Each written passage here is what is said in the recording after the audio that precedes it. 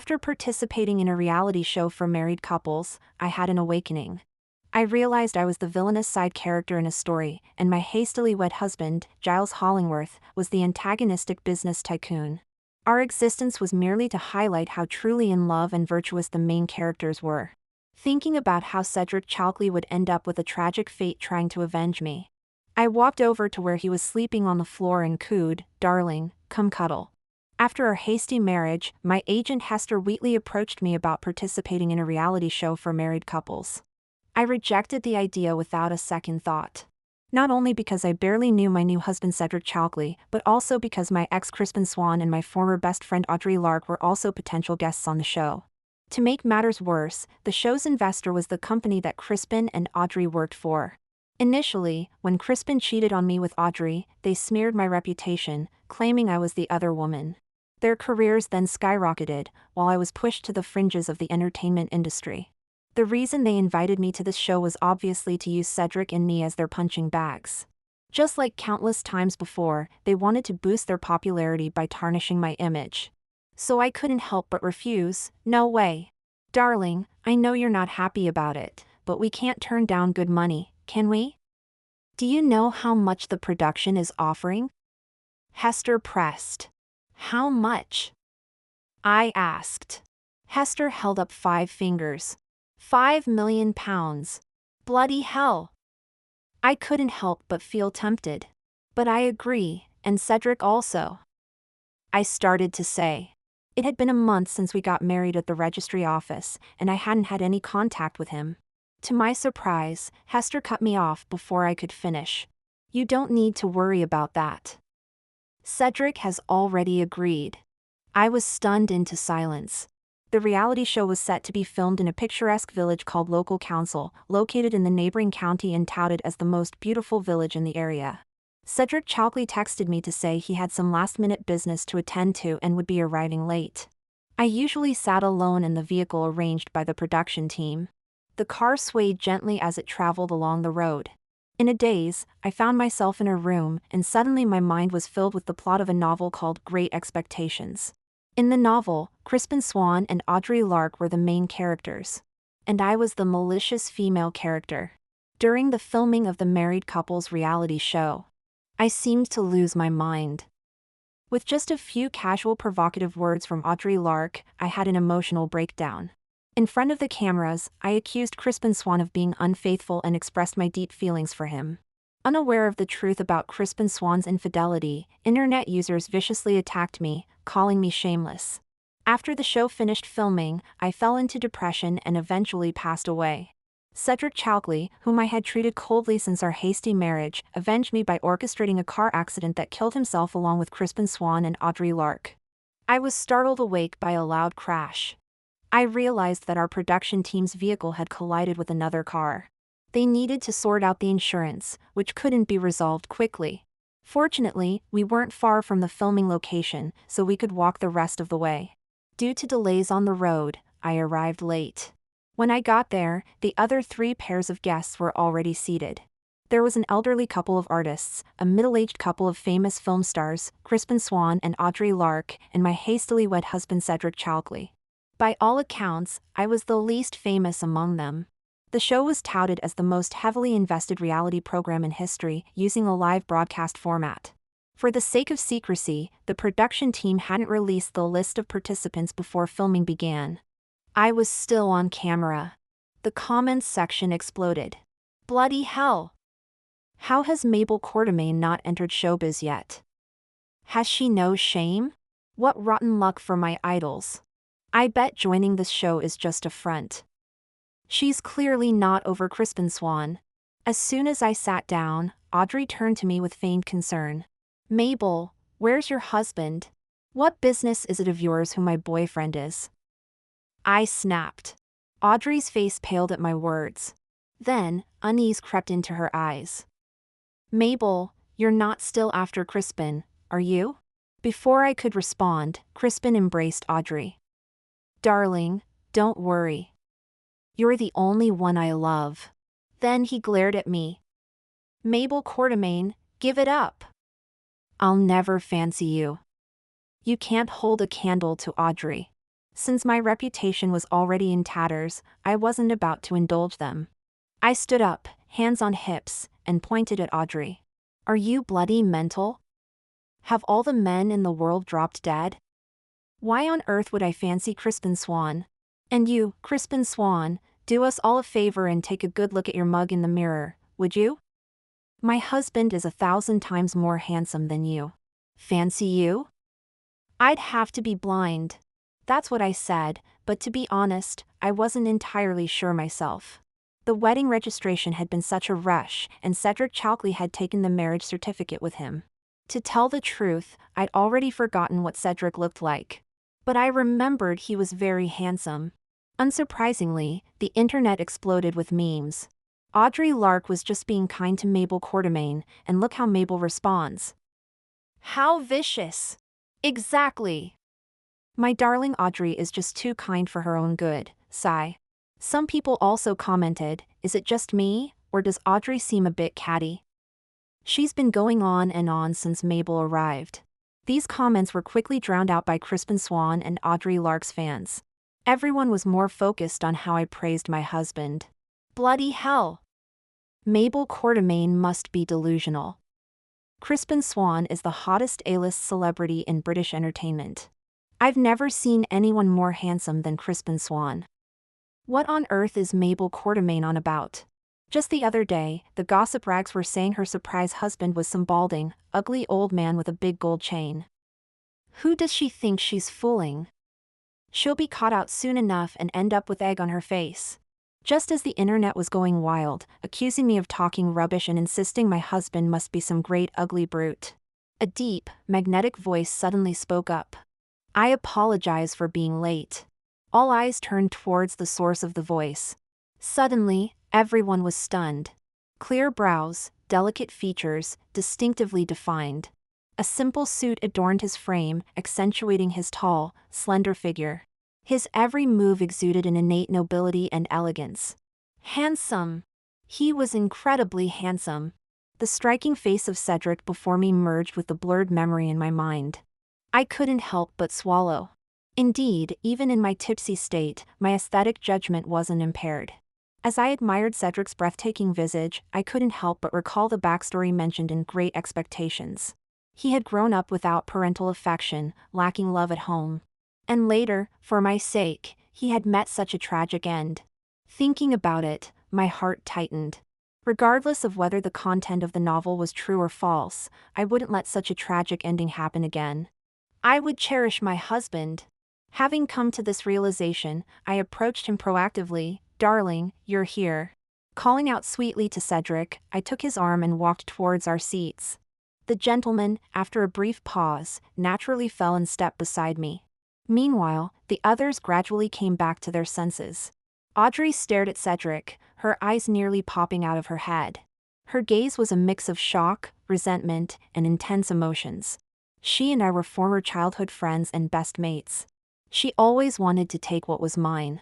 Be it a pretty dress, a clean banana, or Crispin Swan. Now, as she eyed Cedric intently, I felt a strong urge to protect what was mine. So, I sat up straight, blocking Audrey's view, and used her recent taunt against her. Do you fancy my husband? Surely you're not thinking of making a move on him. Audrey Lark snapped back to reality and quickly averted her gaze, denying, my eyes are only for Crispin. Don't go name-calling. Everyone saw how you were staring at my husband just now. Audrey's expression became uneasy. Flustered and angry, she retorted, I was looking at him because I feel it's a pity you only got together with him out of spite. It's true that I only got together with Cedric Chalkley out of spite. After Crispin Swan married Audrey, neither of them behaved properly, often trolling me in public. A month ago, on their third wedding anniversary, they deliberately sent me photos flaunting their relationship. Upset, I went to drown my sorrows at a pub, where I stumbled upon Cedric.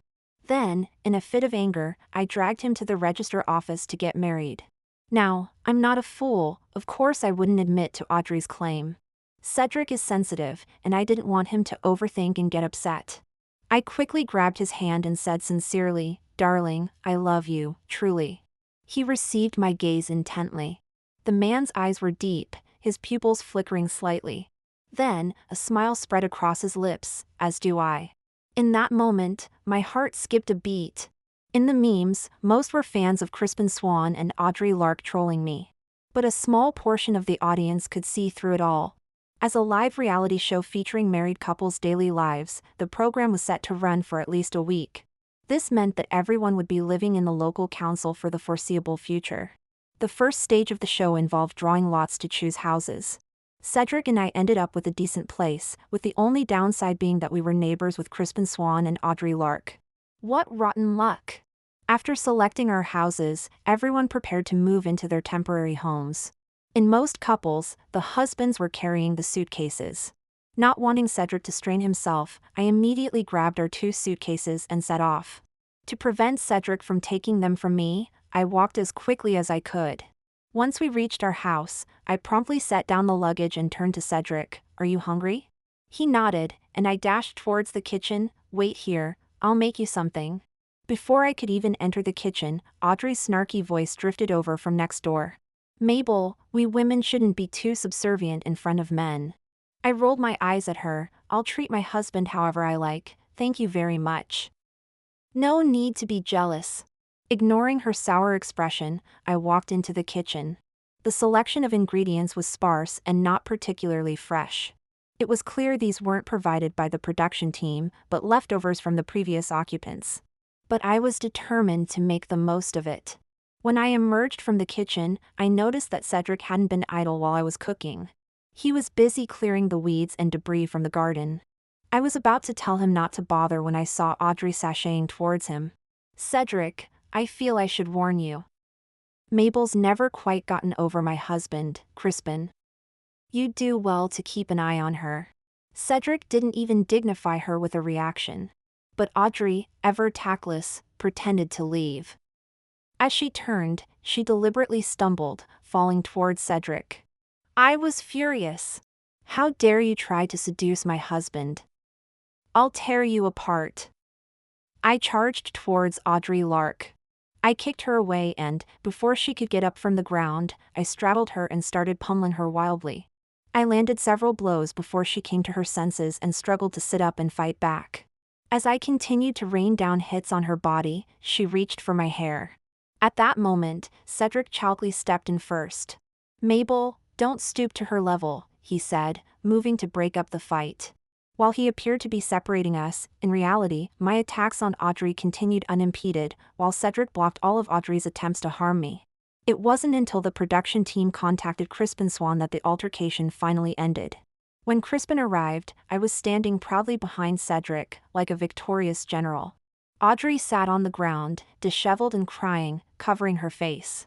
Crispin looked at Cedric and me with a grim expression. "You've gone too far." "Oh, please." "If anyone's gone too far, it's your wife. She came to our house to seduce my husband." "Crispin, could it be that you're having performance issues?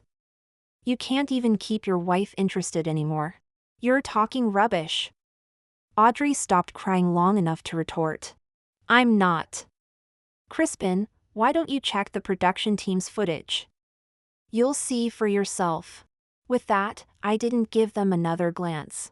I tugged on Cedric's arm as we walked back into the house. "Come on, darling, let's have dinner."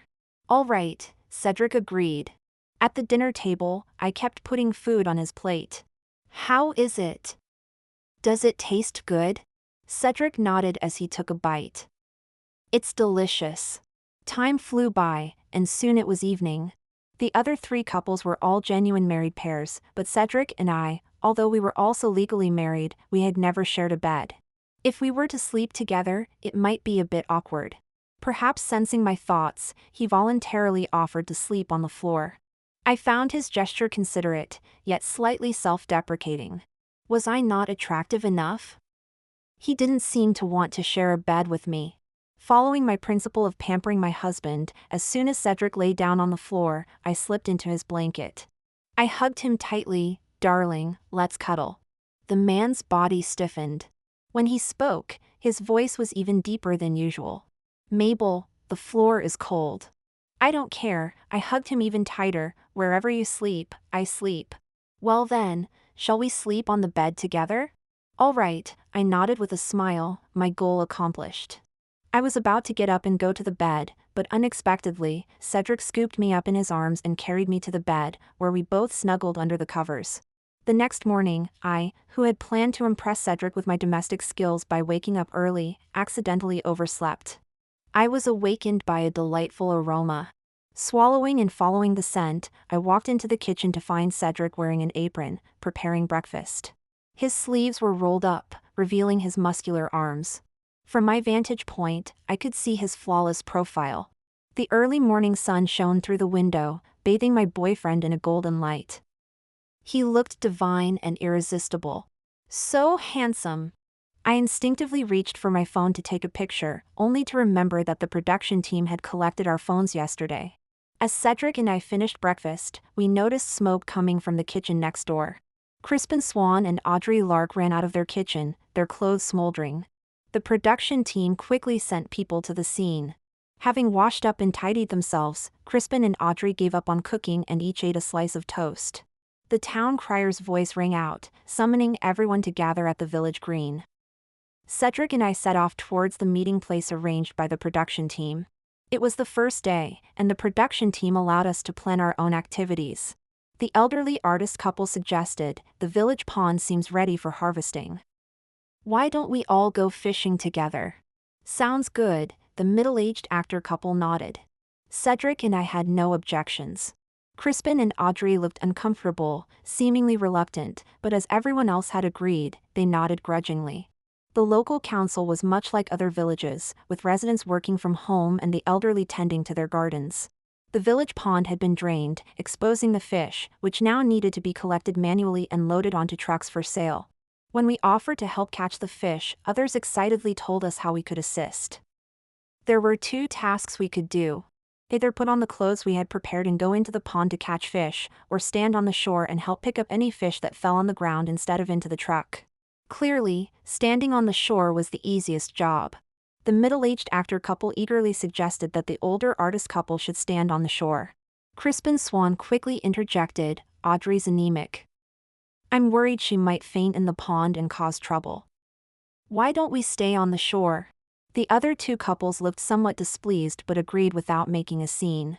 Online, Crispin Swan and Audrey Lark's fans were full of praise. "Oh my God, Crispin Swan and Audrey Lark are true love. Absolutely. They're the model couple of the entertainment industry." Some people commented. But yesterday Audrey was flirting with Cedric Chalkley, and when Crispin found out, his face darkened. "They don't look like a loving couple at all." This comment was immediately attacked by Crispin and Audrey's fans. "What do you know? This is just their marital banter." I had no idea what was happening on the meme-filled screen above. Cedric looked at me and asked, "Can you manage it?" "No problem," I nodded. After all, I grew up in the countryside, so I was used to farm work from a young age. Fishing in the pond might look easy, but once your feet sink into the mud, you realize how strenuous it is. The people who went down were working very hard. The more difficult it felt, the more I wanted to help share the burden. I worked non-stop for 2 hours until I was exhausted. I came up to have some water and rest. As soon as I got out, I noticed fish scattered all over the ground with no one picking them up. Weren't Crispin and Audrey supposed to be in charge of this?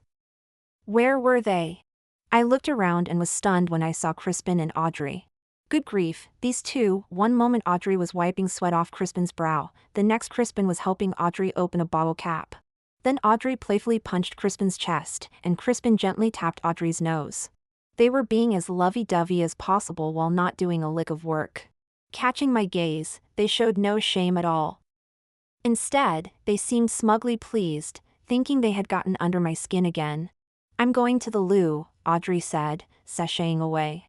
As soon as she left, Crispin came and sat beside me. He gazed at the distant sky and let out a wistful sigh. "Remember when we used to look at the sky together like this?" His tone was melancholic, but I only felt a chill listening to it. I recalled how madly in love I had been in the novel. Firstly, it was because my mind seemed to be controlled by something, not of my own volition. Secondly, it was because Crispin kept dropping hints, making me believe he still had feelings for me. This realization filled me with excitement. I absolutely refused to fall for Crispin and Audrey's tricks again. With that thought, I quickly got up and went back to work in the pond. I left Crispin sitting there alone, staring blankly at where I had been. The mean comments had already erupted into chaos. "What's this?" The elderly artist couple in their 60s are down there catching fish, while Crispin Swan and Audrey Lark are hogging the easiest job and still slacking off. I know. It's disgraceful. If it weren't for this reality show, I'd never have known they were such morally bankrupt people. What loving couple. They're clearly just two peas in a rotten pod. Crispin Swan and Audrey Lark's fans were still trying to defend them. After a busy day, in the evening, everyone prepared a large table of delicious food to thank us for our help. Thank you all. If it weren't for you, it would have taken us 3 days to collect these fish, and we'd have certainly lost some in the process, said the local council representative, mainly addressing Cedric and me. After all, the elderly artist couple, given their age, hadn't been able to work for long. The middle-aged actor couple were indeed unfamiliar with farm work, their movements quite awkward. There was no mention of Crispin Swan and Audrey Lark. Cedric and I had ended up being the main workforce. However, before we could respond, Crispin Swan and Audrey Lark stepped in front of us to accept everyone's gratitude. "No need for thanks, it's what we should do," Crispin Swan said. As soon as the words left his mouth, the expressions of those present became rather peculiar. Well, hiding during the work but appearing for the praise? The local council representative didn't have the convoluted ways of celebrity culture. He bluntly stated, "I haven't thanked you. Would you mind letting me speak to the others?" Surprised that the council representative didn't give them any face, Crispin Swan and Audrey Lark looked displeased. They wanted to lash out, but with the cameras rolling, they could only walk away with sour expressions. I was truly exhausted during the day, so when we got home, Cedric Chalkley and I went to bed early after washing up. We had run out of food at home. The project team clearly realized this suddenly, so they gathered everyone early in the morning. The production team has prepared 3 sets of ingredients. The men and women will mix, and the first couple to complete 3 laps and reach the finish line gets first pick of the ingredients. There were 4 couples, but only 3 sets of ingredients. One couple, the last one, would have to go hungry. Tweet! As soon as the whistle blew, Cedric scooped me up in his arms and started running. With his superior stamina, he took the lead. The middle-aged actor couple followed closely behind. The elderly artist couple, given their age, walked slowly but steadily. Everyone had started moving, but Crispin Swan and Audrey Lark were still at the starting line. Crispin, who had built his career on celebrity culture, had the typical looks of a toy boy. He had never worked out and had no strength at all. After several failed attempts to lift her, Audrey felt embarrassed. "Did you not sleep well last night?" she asked, trying to cover for Crispin. Crispin, gradually feeling ashamed and irritated, glared at Audrey. "It's because you're too heavy." Audrey exploded, "It's clearly because you're not up to it." As they were arguing, Cedric Chalkley had already started his second lap. This put Crispin Swan and Audrey Lark in a crisis. They exchanged a glance, hatching a plan. As Cedric and I were about to pass them, Crispin bent down to lift Audrey. Not only did he fail to pick her up, but Audrey also used the momentum to lunge towards Cedric and me. She pretended to fall, but in reality, she was flailing her arms wildly. Her sharp nails were aimed at my face. Cedric immediately stopped, his heart racing, while I arched my back to dodge Audrey's attack. Seeing that they failed to harm me, Audrey and Crispin resorted to playing dirty, holding hands as they ran towards the finish line. After regaining his balance, Cedric assessed me for the first time. Seeing my weakness, he gave me a knowing look. "Ready?" he asked. Yes, I nodded, and Cedric calmly picked up the pace. By this time, the elderly artist couple and the middle-aged actor couple had already reached the finish line. Crispin and Audrey were running at full speed, trying to secure third place. Cedric reassured me as we caught up with them at the finish line. Then, gripping my waist, he delivered a forceful shove to Audrey. Audrey face-planted spectacularly, dragging Crispin down with her as their hands were still linked. Pfft! Seeing them sprawled out like that, everyone on the field couldn't help but burst into laughter. The production team was clearly in cahoots with them, turning a blind eye and awarding them third place. The other two couples offered to share their ingredients with us, but I declined. After returning home, I felt rather glum. I could go hungry, but Cedric couldn't. Seeing my dejected mood, Cedric ruffled my hair. "Don't worry, we won't starve." Noticing my puzzled expression, Cedric said, "Wait for me at home." Then he walked out the door. Half an hour later, when he returned, he was holding a guinea fowl. My eyes lit up. "Where did you get that?" "I caught it in the woods behind our house." "You know how to catch guinea fowl?" "Of course, your husband can do anything." Yes, my husband is the best." I laughed, giving him a playful punch, feeling delighted inside.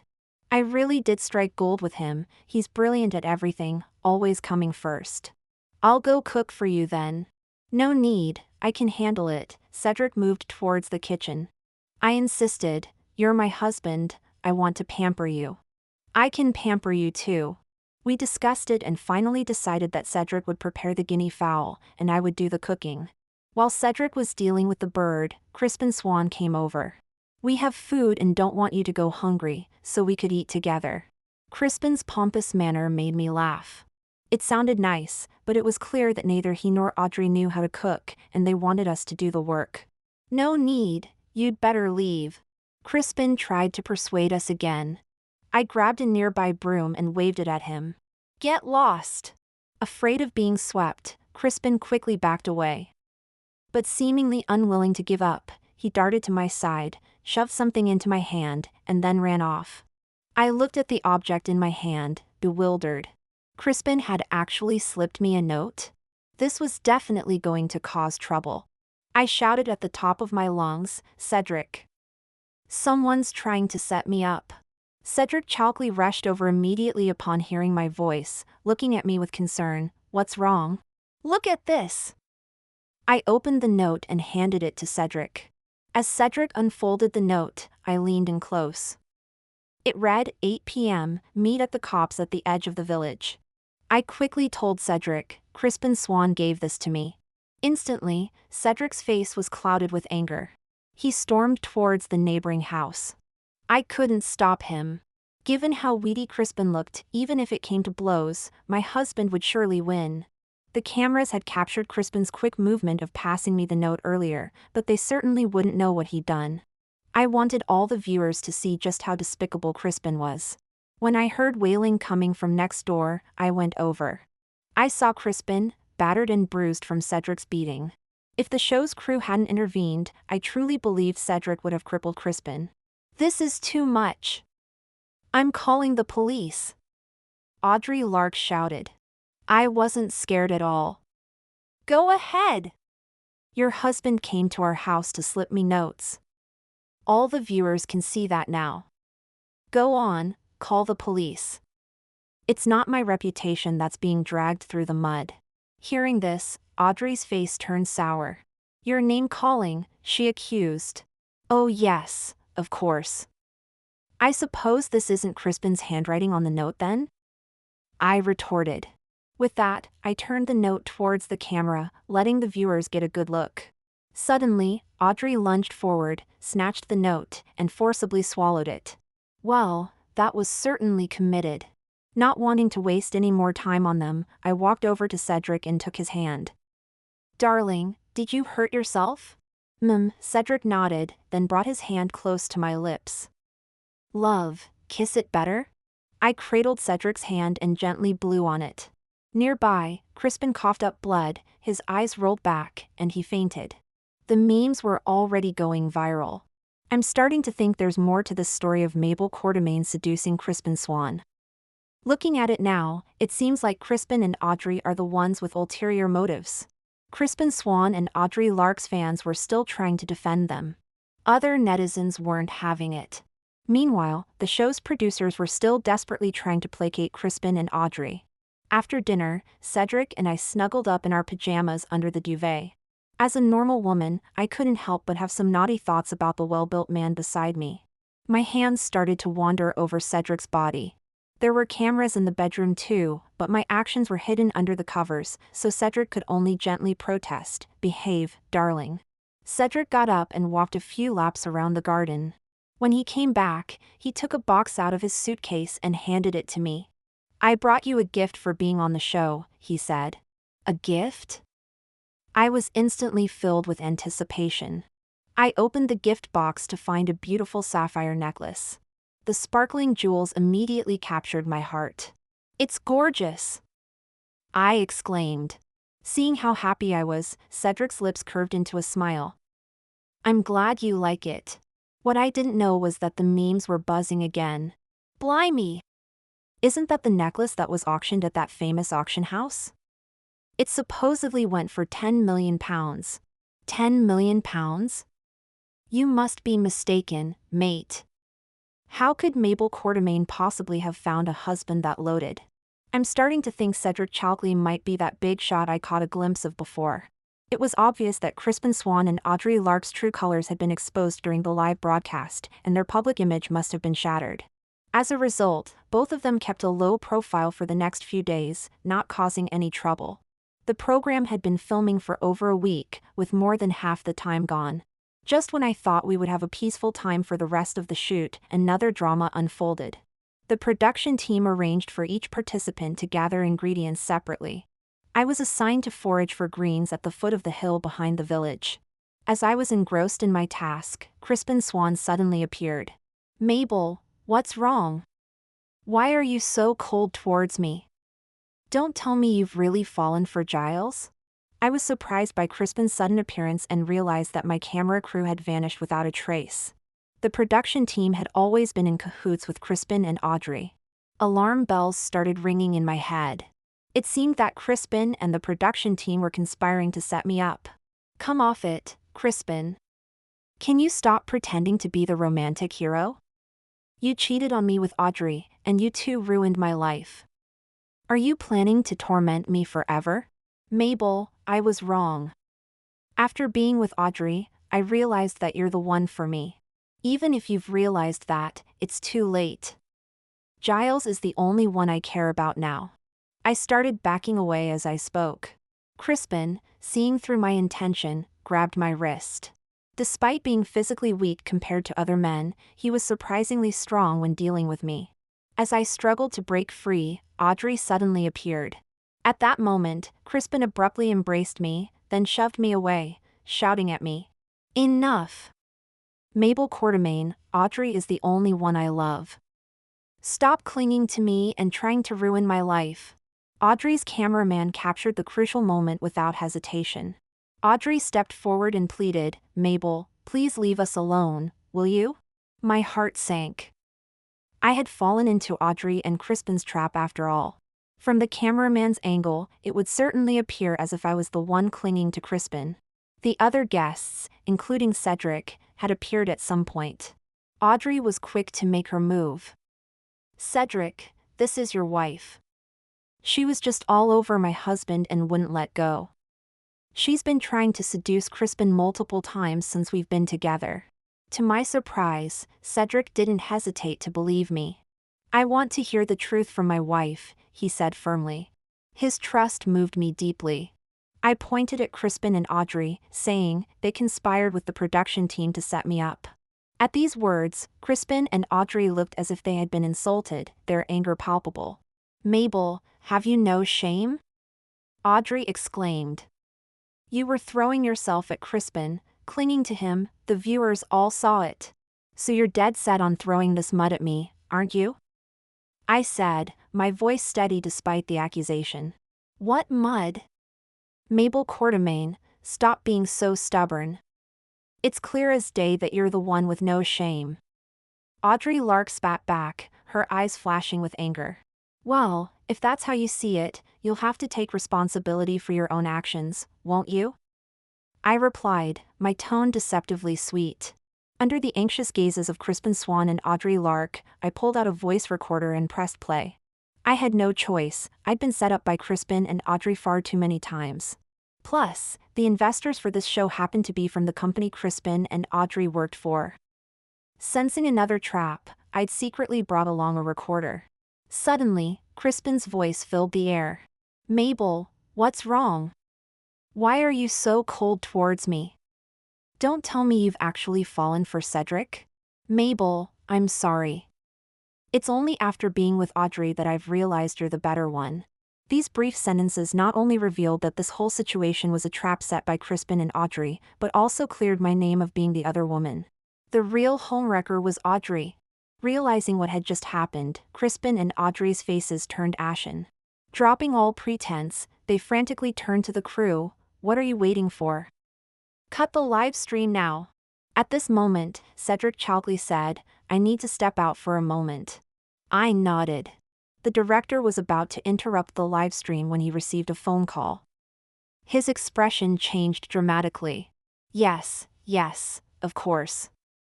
Don't worry, the show will absolutely not be interrupted.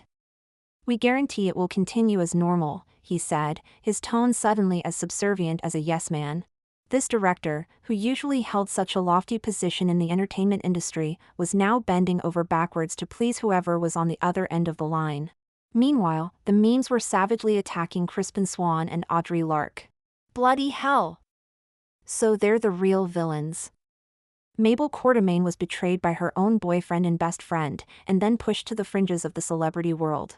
As emotions ran high among netizens, some noticed something else. Look at the left side of the video. Cedric Chalkley borrowed a phone to make a call, and then the director's phone rang. Do you think Cedric might be the one intervening in this situation? I swear Cedric looks so familiar. Mate, that's the third time you've said Cedric looks familiar. Where on earth have you seen him before? I once had the chance to work as a waiter at a posh business dinner, and I saw the head of the Chalkley family. He looked just like Cedric. Blimey! That's the Chalkley tycoon family. As the truth came to light, Crispin Swan and Audrey Lark's faces turned ashen, unable to stop the show's recording. They knew their celebrity careers were now in tatters. That night, as I lay in Cedric's arms, I thought about his unwavering trust in me earlier that day, and my heart swelled with warmth. I teased Cedric until his breathing quickened, then I prepared to stop. To my surprise, this time he had no intention of letting me off the hook. He unplugged the CCTV camera and then pressed himself against me. The next day, the production team continued filming as usual. Today, the male and female contestants were split into two teams, hosting separately. I was very careful to guard against Audrey Lark, not giving her any opportunity to sabotage me. At the end of the day's filming, I returned to my cottage and breathed a sigh of relief. However, Cedric Chalkley was still not back. My heart sank, and I decided to go out and look for Cedric. Shortly after leaving, I suddenly heard the sound of police sirens. A terrible thought crossed my mind, and I felt my stomach drop. I rushed to the scene where the police traffic unit was stationed as quickly as I could. There, I saw the police holding a weakened Crispin Swan, with a bloody knife on the ground beside him. Something exploded in my mind. Fighting back tears, I rushed towards Crispin, grabbing him by the collar, and cried out, "Where's my husband? What have you done to Cedric?" He tried to say something, but with his dislocated jaw, he couldn't utter a word. I slapped him across the face. "Tell me now, or I'll beat you to death." The police tried to restrain me, but they couldn't hold me back. Just then, I heard a familiar voice. "Darling, I'm all right." I turned around to see Cedric standing not far away, his hand wrapped in bandages. Tears immediately poured down my face as I ran over and hugged him tightly, sobbing uncontrollably. There, don't cry. I'm really fine," Cedric comforted me while explaining the situation. It turned out that Crispin Swan had tried to fight Cedric to the death, but he was no match for my husband. Cedric had injured his hand, but Crispin had been beaten within an inch of his life. With things having reached this point, the production team had no choice but to end the filming. I brought Cedric Chalkley back to my home. As I was taking care of him closely, my best friend called. "Well done, Mabel Quartermain. You've just leapt up several social classes, you posh lady. What are you on about?" I was a bit confused. "You don't know yet?" "Know what?" "Oh, come off it, you're clearly clueless. Go check Twitter yourself, bye." After my friend hung up, I opened Twitter. The trending topic was eye-catching. Shock. Mabel Quartermain's husband is actually the head of the Chalkley financial empire. I clicked on it, and the more I read, the more shocked I became. I knew from the novel that Cedric's family background was quite mysterious, but I never imagined it would be like this. He hadn't come clean at all. If my friend hadn't called, I'd still be in the dark. The more I thought about it, the angrier I got. I grabbed a rolling pin and pointed it at Cedric, who was sitting on the sofa waiting for me to feed him medicine mouth to mouth. Tell me, is there anything you're hiding from me? And no. Of course not. His eyes flickered, clearly guilty. You're still lying. You're actually worth billions, yet you tricked me into thinking you were homeless and freeloaded at my place.